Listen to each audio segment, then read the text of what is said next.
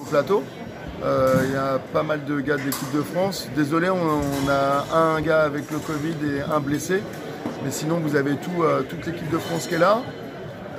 C'est plutôt un beau plateau. Cette épreuve va servir de sélection pour la première épreuve Coupe du Monde à Doha. Donc on est attentif. On est là pour regarder éventuellement les petits jeunes pour bousculer les vieux. Et puis voir ce qu'ont fait les gars de l'équipe de France qui sont entraînés pour cette saison internationale. Hugo Gobry, c'est aussi un ancien vainqueur du Mémorial Foussard et ça doit faire tout drôle de revenir à Lisieux. Ouais, ça date maintenant, il y a très longtemps, mais c'était des bons souvenirs. Je me rappelle, j'étais gamin, j'avais envie de me faire un nom et de montrer que les jeunes pouvaient pousser les plus vieux.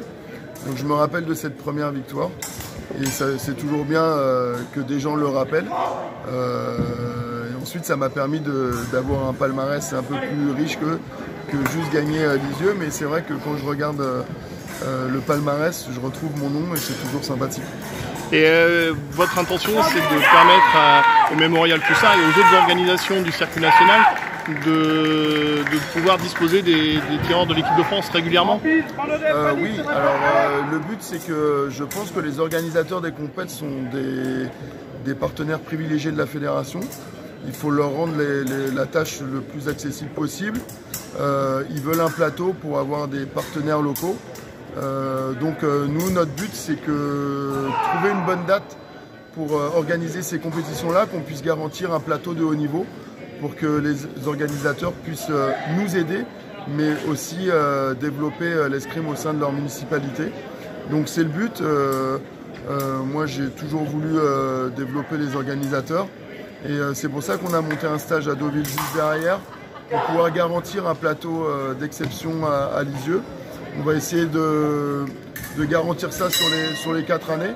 Et puis je suis en relation assez complice avec Benoît Frétard, le maître d'armes du club.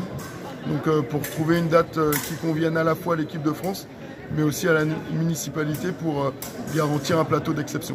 Et derrière, l'objectif à terme, ça sera les Jeux Olympiques de 2024, même s'il y aura des championnats du monde entre deux.